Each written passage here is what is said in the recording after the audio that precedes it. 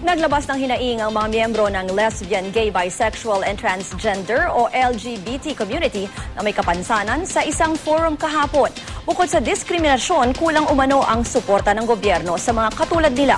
Balitang hatid ni Victoria Tulad.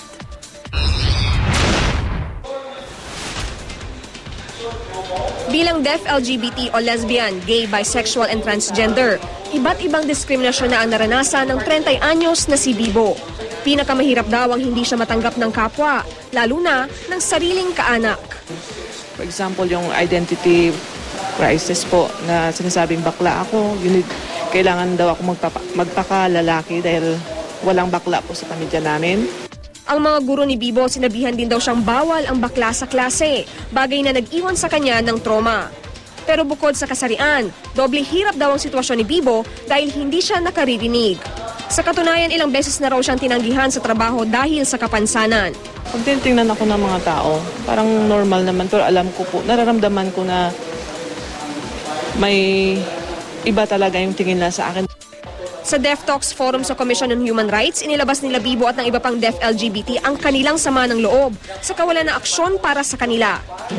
This group are marginalized twice as deaf and as LGBTs. Them invisible. Naging invisible sila.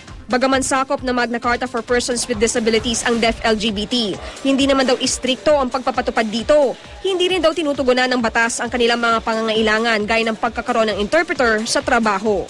CHR na ang nagsabi, tila kulang ng inisyatibo sa pangangalaga sa grupo nila Bibo. I think what we need is change of attitudes, and then the laws is for the government to have a political will really. Sa ngayon, daan-daan na ang populasyon ng deaf LGBT sa bansa at patuloy pa raw silang nadadagdagan, kaya pakiusap nila, sana'y gawin din silang prioridad. Gusto namin magkaroon ng organization na magpoprotekta sa amin. Ipopromote nila yung walang discrimination na mangyayari at saka yung mga taong walang alam po sa kultura namin, walang alam po sa sitwasyon namin, kailangan magiging aware din po sila.